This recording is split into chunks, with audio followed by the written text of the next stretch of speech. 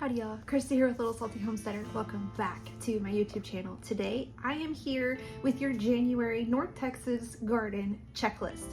Now it is 24 degrees outside, so I am filming this from my office indoors where it is warm and cozy because outside is cold and terrifying, and we are expecting 7 to 9 inches of snow at my house on Thursday, which is just 3 days from now. So fun times ahead for me.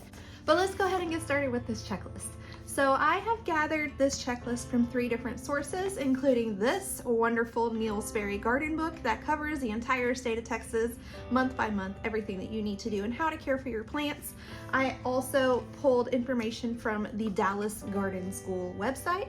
Her planting schedule follows mine very, very closely, so I do think that her advice is sound and solid. And third, my final source is my own Seed Time account that schedules out all my garden planting and planning for me, so I don't have to do any math. So I typically like to start these checklists with kind of like a shopping list, things that maybe you want to go procure before you worry about the other tasks on the list. And the shopping list this month is going to focus heavily upon seed starting. So you're going to want to gather any seed starting supplies that you may need or you may not have already that maybe you want. And that includes stuff like your seed starting trays.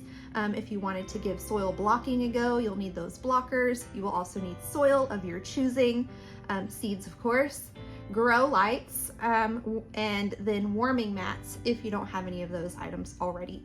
I do plan on filming a video later this week going over all of my different seed starting equipment and kind of giving you my opinion on the different seed starting trays that I have, because some of them are excellent and some are just so-so. Beyond the shopping list, January kind of starts the heavy duty gardening for North Texas here. For the planting list, you can go ahead and plant your onions now through the end of the month. I probably wouldn't plant them this week with the snow coming into North Texas, but you do have until January 31st to get those in the ground. The longer they are in the ground, the bigger those bulbs are going to develop into before it gets too hot and they don't grow anymore. If you have any sort of trees or shrubs that you have purchased or you're going to transplant, this is the month to go ahead and get them in the ground. If you have any remaining tulip or hyacinth bulbs, get those in the ground as well. Today would be a good day to do it because we have that super cold weather for the next 8 or 9 days. And then you can go ahead and plant cool season annuals like pansies, snapdragons, and ornamental kale. I have some snapdragons that I actually transplanted out in the fall, and so far they have held up to the 21 degree temperature that we dropped down into okay. So if you're worried about needing to protect them, they will likely be just fine. Additionally, this is the fun part. This is the start to seed starting season. Now, I typically start my seeds a little bit earlier than other gardeners kind of local to me, with the idea that if something fails, I have a little bit of time to start it again.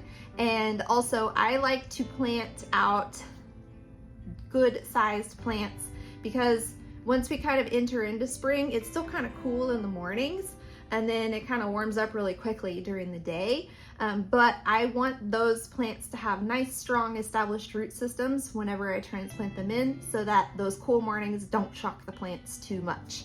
So you can go ahead and start your peppers, eggplant, and tomato seeds indoors. You can also start your perennial seeds indoors, like medicinal herbs or perennial flowers like echinacea. A lot of those will need to be cold stratified, meaning they need a period of cold temperatures in order to germinate. I had a video last year where I showed my process for that, and I will film another one this year because that worked out really well for me. But basically what I do is I go ahead and plant the seeds in the soil and then put that seed starting tray into the refrigerator for about a month, and then I pull it out and put it on my warming mat, and then things germinate and grow, and then all is hunky-dory in Christi land over here. If you're wanting to grow cool season vegetables for your spring garden, you can go ahead and start seeds for that now. Things like broccoli, cauliflower, lettuce, kale, and collard greens, you can start all of those indoors. I would probably skip the Brussels sprouts simply because the growing season for those is so long and we tend to get warm so quickly here that you may not actually get any sort of vegetable development before it's too warm and they just bolt and start flowering. You can also direct sow spinach and Swiss chard seeds outside in your growing spaces right now. So that is kind of the end of the planting list. I'm sure there's some other things that I did not include on here. I tried to be pretty inclusive of the vegetable garden side of things. But of course, if you know of any like fruits, like blueberries or whatever that we need to start focusing on this month, please comment that below so that everybody that grows those things kind of has an understanding of when and why they need to do something. All right, for the maintenance list for your garden, it's really cold out. So at this point, your major focus is going to be on removing any dead or damaged branches off of your trees. You're also going to want to keep your frost protection handy and keep up any frost protection practices like deep watering, mulching, and then using that frost cloth. This is also a good time to fertilize any of your winter annuals that you do have growing outside, any plants that you may have growing in a greenhouse, and then if you have a fescue grass lawn, go ahead and fertilize that as well.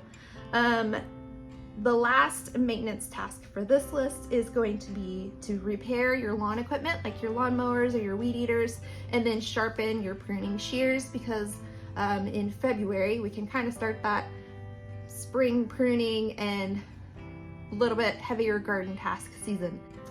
But that's all that I have for this garden checklist video. I know that it is relatively short, but there's not really a whole ton of tasks that we can do this month since it is really cold out. The big focus is staying inside, staying warm, and then of course planning for the future months, starting those seeds indoors that I did list, planting out the few things that I also listed. And if you liked this video and you want to see more monthly checklists, please feel free to like, subscribe, and comment. But until next time, go find a way to get those garden manicures. Bye!